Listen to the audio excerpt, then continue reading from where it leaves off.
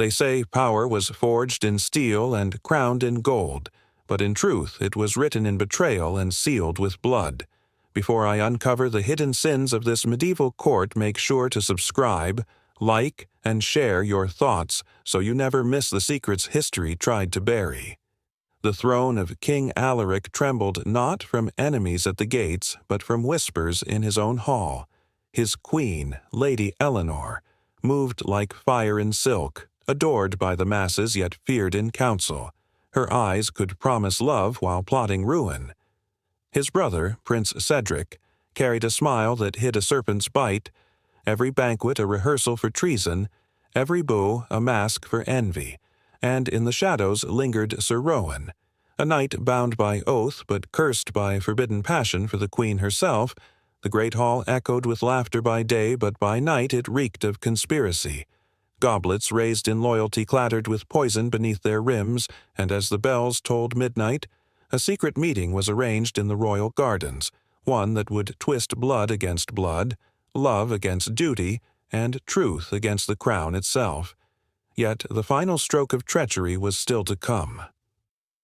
The garden was cloaked in mist, the moon hidden behind restless clouds.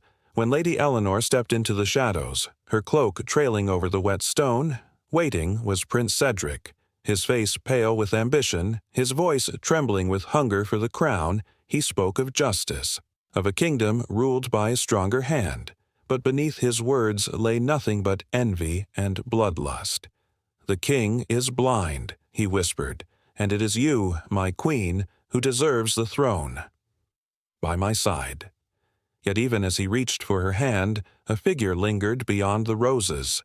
Sir Rowan, the loyal knight whose heart was a battlefield of its own, bound by duty to protect his king, yet shackled by desire for the queen. Every word he overheard was a dagger to his soul, and in that instant he knew silence would mean betrayal, but truth would mean destruction. The fate of the crown now lay in the hands of one man torn between love and loyalty, and as dawn crept over the walls of the castle, a single choice would decide whether a king lived, a brother rose, or a queen burned. The dawn banquet was meant to honor the king, but beneath the golden chandeliers the hall seethed with silent treachery. Goblets of wine shimmered like rubies, yet every sip carried the shadow of suspicion. King Alaric raised his cup, smiling at his court, never knowing two of the hands that toasted him wished for his fall. Lady Eleanor sat at his side, her jeweled fingers resting lightly on his arm, but her gaze straight across the table to Prince Cedric, a glance quick as lightning, sharp as steel.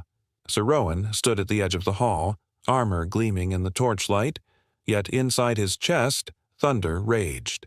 He alone knew the secret of the garden meeting. He alone carried the weight of a choice that could shatter the realm. Music swelled, laughter echoed, and in the flicker of the torches, Cedric's hand brushed against the dagger hidden beneath his cloak, one step closer to the throne, one heartbeat away from spilling royal blood. But just as his fingers tightened around the hilt, a voice rose above the revelry, a single cry that froze the hall and turned every eye toward the traitor. "Traitor!" The word cracked through the hall like a thunderclap, and every goblet stilled midair, every lute string fell silent. Sir Rowan had stepped forward, his voice unshaken, though his heart tore itself apart. King Alaric turned, eyes blazing with disbelief as they locked on his brother. "Cedric?" he demanded. But Cedric did not falter. His dagger gleamed in the firelight, his ambition laid bare before the court. Gasps and shrieks echoed from the nobles as guards surged toward the prince. Yet Eleanor did not move, her face unreadable, torn between fear and something darker. Cedric's voice rang out over the chaos. "It is you, brother, who betrayed the realm. Your weakness has doomed us all." Steel clashed, guards wrestled with nobles, and Rowan found himself between king and queen, the weight of every oath crashing upon him. Protect the crown, or protect the woman who had ensnared his soul, the choice pressed down like iron, and in that instant, with blades flashing and blood already staining the feast, Rowan realized that whichever side he chose would condemn the other. The hall erupted into fire and steel, goblets shattering across the stone floor as Cedric lunged forward, his dagger aimed straight for the crown. Alaric rose from his throne, fury flashing in his eyes, his sword tearing free of its scabbard. Their blades met with a scream of iron. Brother against brother, blood of one family spilling across the king's table. Nobles fled to the shadows. Servants wept against the walls. Yet amidst the storm Lady Eleanor stood motionless, her lips curved in a smile too faint to be seen, but sharp enough to carve through destiny. Rowan's heart thundered as he drew his own blade. Torn between the vows sworn to his king and the fire that burned for his queen, Cedric's strike faltered, the king's sword pressed closer, and in that instant Rowan knew. One step, one swing of his arm could end it all. Crown, blood, and love alike balanced on the edge of his steel, and as silence cut through the din for a single breath, the knight made his choice. Rowan stepped forward, his sword gleaming like a shard of moonlight, every eye in the hall fixed on him, waiting to see where his loyalty would fall. The king's gaze burned with trust, Cedric's with desperate defiance, and the queen's with a promise that only he could read. His blade rose, trembling not with fear, but with the weight of destiny. Then steel struck, the crash echoing like thunder as Rowan forced his way between them, his sword locking Cedric's dagger in place before it could pierce the king's heart. A roar surged through the hall, guards, nobles, courtiers pressing closer, torn between terror and awe. But in that moment Eleanor moved, swift as shadow, her jeweled hand brushing across Rowan's arm, her whisper colder than steel. "Choose me, or lose me forever." The knight's pulse faltered, his blade quivered, and as Cedric's eyes flared with rage and Alaric's voice thundered his name, Rowan realized that the strike he blocked was not the last, that the true betrayal had yet to be revealed. The hall shook with chaos, steel clashing, voices crying out, yet it was the queen's whisper that cut deepest. Rowan's arm stiffened beneath her touch, his oath to the crown shattering against the weight of her words. King Alaric fought like a lion cornered, his blade pressing Cedric back step by step, sparks of fury flying with every strike, but the prince's smile only widened, for he was not fighting alone. From the shadows a second dagger flashed, one of the king's own guards turning against him. The scent of betrayal thickened like smoke, and suddenly the battle was no longer brother against brother, but crown against conspiracy. Rowan's heart pounded. Should he save his king and lose the queen, or let Alaric fall and bind himself forever to Eleanor's secret promise? The court gasped as Alaric stumbled, Cedric's blade finding a path toward his chest, and in that heartbeat Rowan raised his sword to decide the fate of them all. Rowan's blade struck like lightning, sparks erupting as steel screamed against steel. Cedric's dagger was torn from his hand, clattering across the stones. Yet in the same breath the traitorous guard lunged, his knife plunging deep into the king's side. Alaric staggered, his crown slipping from his brow as crimson spread across his tunic. The hall erupted in horror, nobles shrieking, guards frozen between loyalty and fear. Rowan caught the king before he fell, the weight of blood and duty heavy in his arms. "Brother," Alaric gasped, his eyes blazing at Cedric. "Was it envy, or love of the crown that damned you?" But Cedric said nothing, his silence sharper than any blade. Behind them, Lady Eleanor stepped forward, her face pale with feigned sorrow, yet her eyes gleamed with something darker, a victory only she could taste. Rowan looked up at her, his hands stained red, the king's lifeblood slipping through his fingers, and in that moment he knew. The throne might yet survive the night, but it would not survive her. The crown rolled across the stones, its golden rim ringing like a funeral bell. The courtiers gasped as it spun to a stop at Eleanor's feet. Her hand hovered above it, trembling not with fear, but with triumph. Long concealed, Rowan knelt beside the dying king, Alaric's grip clutching at his arm, his voice raw with fading strength. "Protect the realm, even if it means protecting it from her."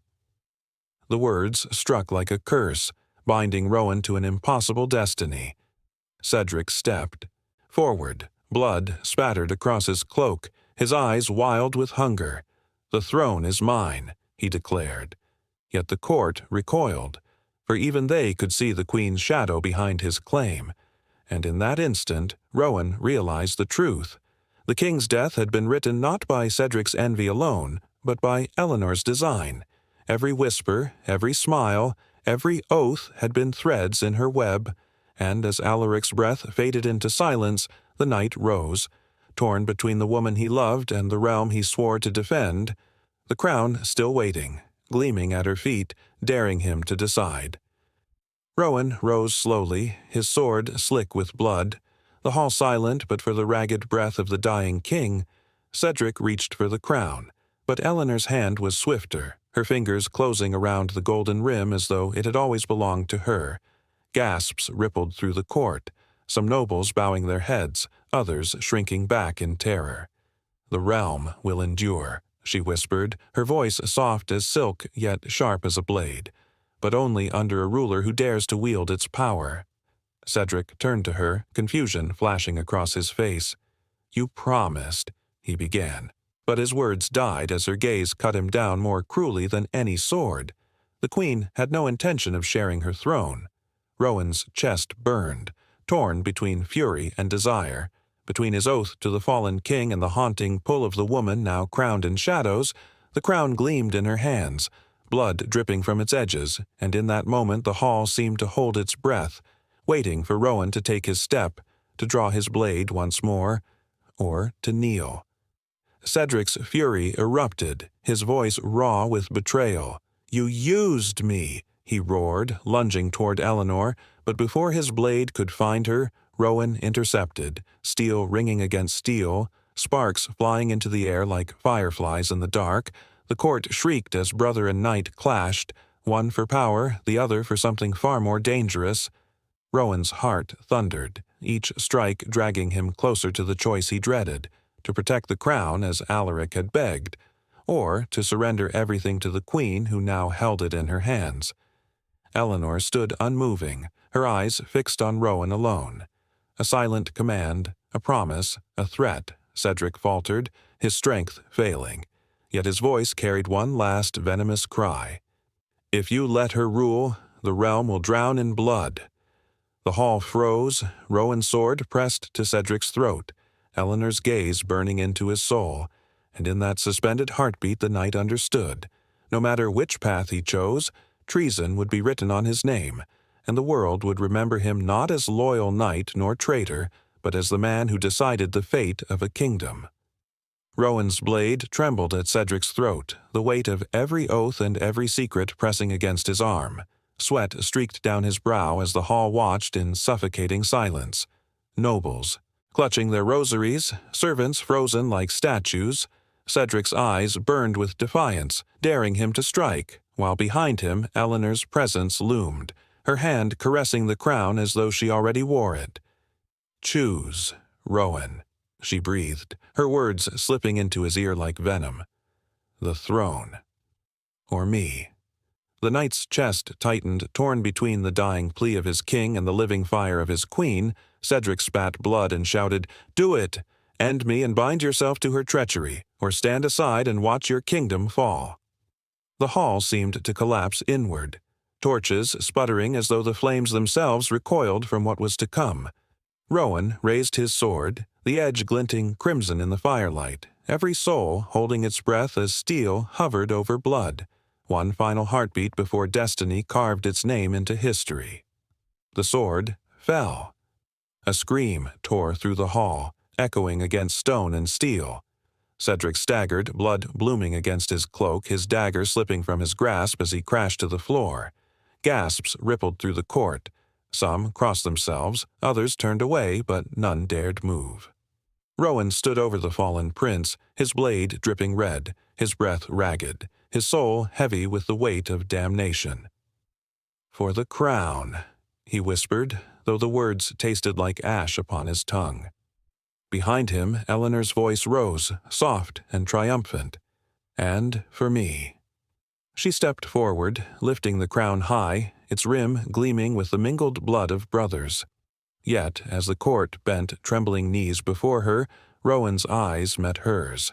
and in that moment he knew the kingdom had not been saved but broken, its fate shackled not by Cedric's envy, nor Alaric's weakness, but by the queen's unquenchable hunger.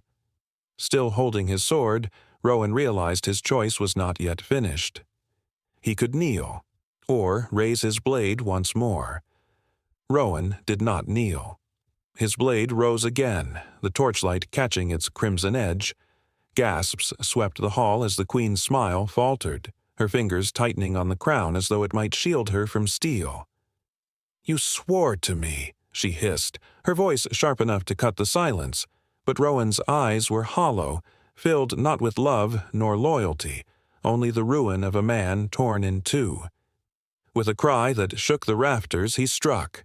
The crown tumbled from Eleanor's grasp, rolling across the stones once more, its golden rim now slick with her blood. The hall erupted, nobles shrieking, guards surging, prayers rising like smoke in the chaos. Rowan stood alone amidst the storm, sword dripping, the queen crumpled at his feet, the king dead, the prince slain. Yet there was no triumph in his stance, only the crushing weight of treason and sacrifice. As the crown came to rest in the shadows, untouched, unclaimed, the court whispered in terror, the realm had no ruler, only ghosts. And as Rowan's breath slowed, he knew history would remember this night not as a salvation, but as the birth of a kingdom drowned in betrayal. The great hall never recovered from that night. Its stones still bear the stains of blood, though centuries have passed, and travelers whisper that the echoes of screams linger in the rafters. Rowan vanished from the chronicles soon after. The knight who killed a king, a prince, and a queen was too dangerous a memory for scribes to keep. Some say he wandered into exile, sword cast into the sea. Others claim he was executed in secret, his body hidden in the catacombs beneath the castle he once swore to defend. The crown itself was never worn again, for no hand dared lift it after being twice bathed in royal blood. And so the kingdom entered an age of silence, where whispers ruled louder than kings, and betrayal became its only law. History remembers little of those who bent the knee that night, but it remembers the fall of a realm not through invasion, nor famine, nor plague, but through love twisted into treachery and loyalty sharpened into a blade. And so the tale of that court ended not with coronation, but with ruin. A king slain, a prince betrayed, a queen struck down by her own hunger, and a knight remembered only as a shadow in history. The crown lay abandoned, too heavy for any hand to lift, its gold forever stained by blood. What survived was not a dynasty, nor a legacy, but a warning whispered through time that love can be as deadly as steel, that loyalty can kill as surely as treason, and that every throne is built not upon stone, but upon sacrifice. In the end, the kingdom did not fall to enemies at its gates. It was destroyed from within.